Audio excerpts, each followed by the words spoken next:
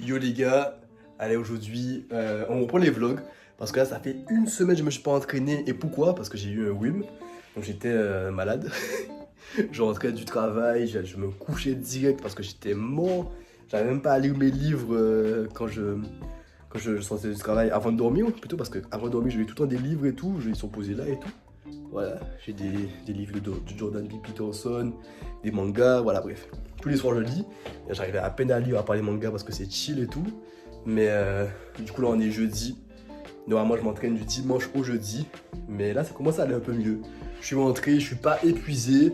Je me suis pas couché direct. Donc là je me suis dit vas-y on essaie de faire un petit training. Et vu que j'ai pas vlogué cette semaine, bah, il faut que je fasse un vlog quoi.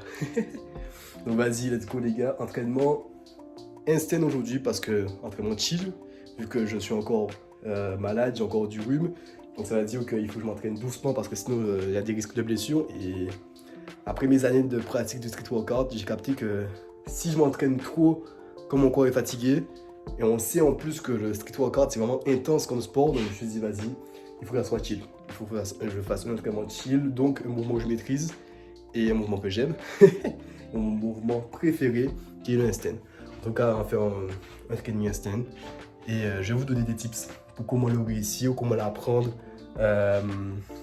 comment le maîtriser.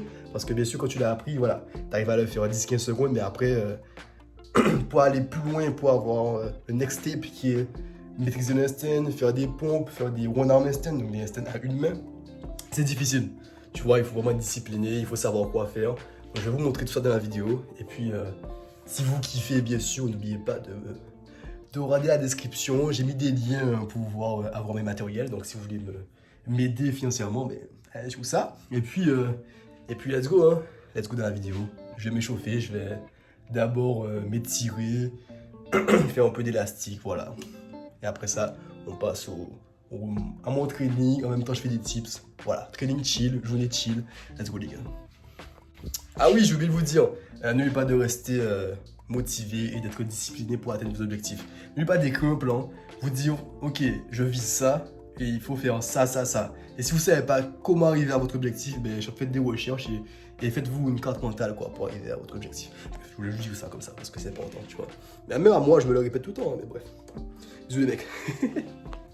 Ah oui, je voulais vous dire aussi, merci beaucoup parce que on est le 20 avril, je crois bien, on est le jeudi 20 avril.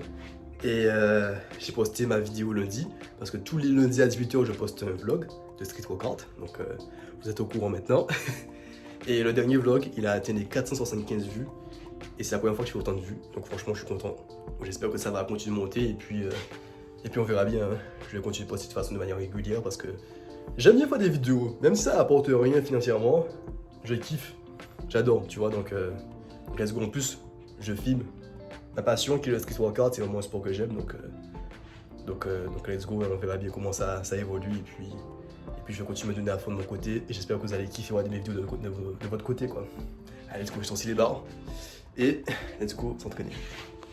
Bon les gars, maintenant que je me suis chauffé, je retire mon casque quand même, je peux vous parler, hein, mais je vais vous expliquer un peu les bases pour avoir le handstand. Pour commencer, le handstand. Pour moi, il faut d'abord les bases des bases, donc tout ce qui est pompe, traction, abdos, dips, tout ça il faut les maîtriser. Dans le sens où il faut savoir faire pour moi genre moins 50 à 70 pompes. Tout ce qui est abdos, donc faire 2-3 minutes de gainage.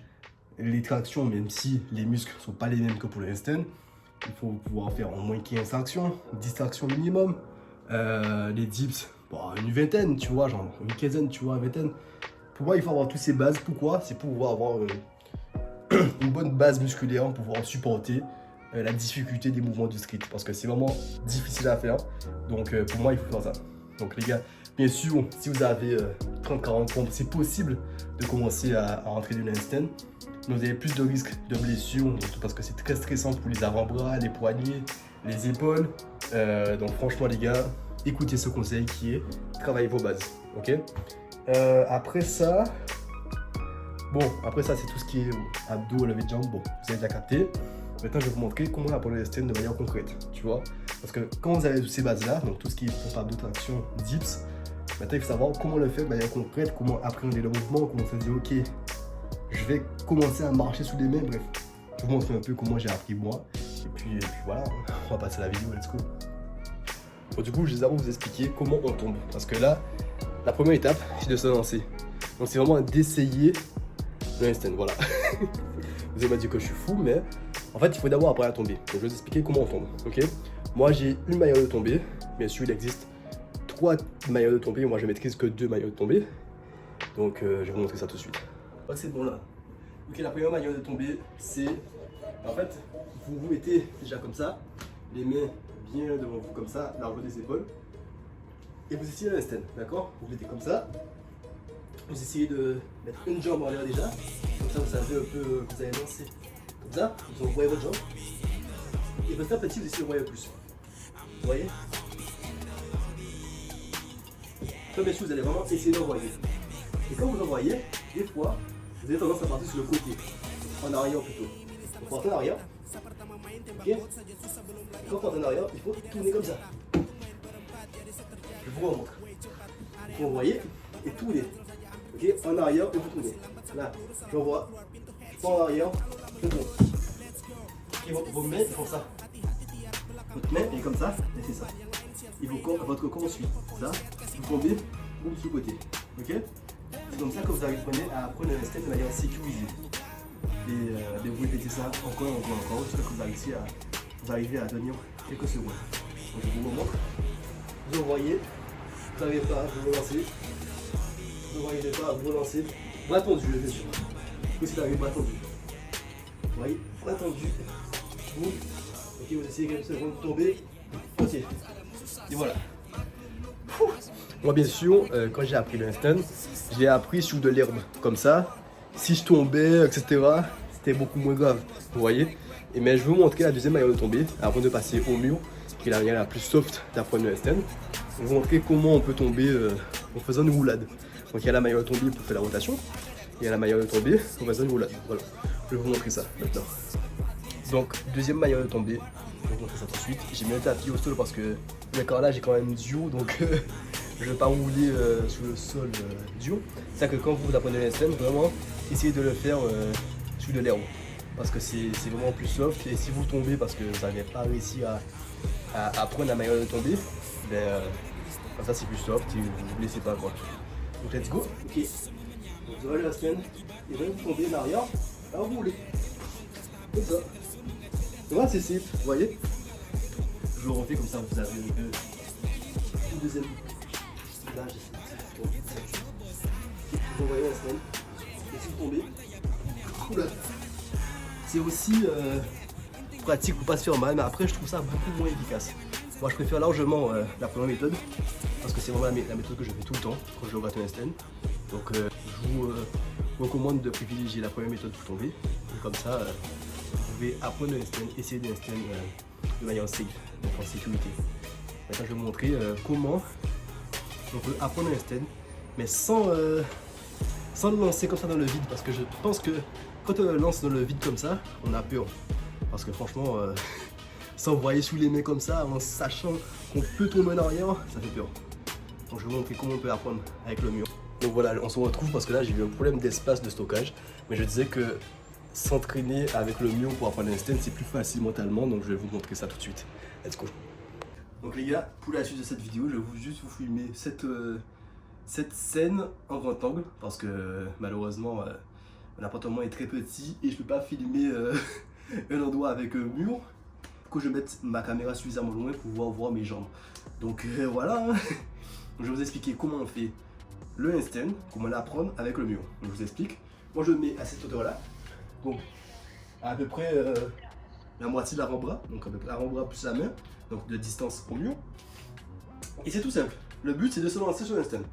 Donc en gros, lancer sur le mur. Donc tu lances sur le handstand, tu te mets comme d'habitude, comme tu es là, quand tu n'es pas le mur, et tu envoies. Tu vois, et dès que tu touches le mur, là le but c'est de décoller du mur. Donc là tu retires une jambe, et puis tu retires une autre. Et là tu tombes. Là tu fais la même chose, tu retires une jambe, et tu essaies de retirer l'autre. Et de tenir. Boum. Retire l'autre, et voilà.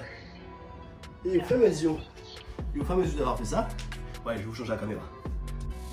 Et du coup, à force de faire ça encore et encore, vous gagnez en confiance et vous pouvez essayer sans le mur. Maintenant je vais expliquer un peu comment comment réussir à gérer l'équilibre, ok?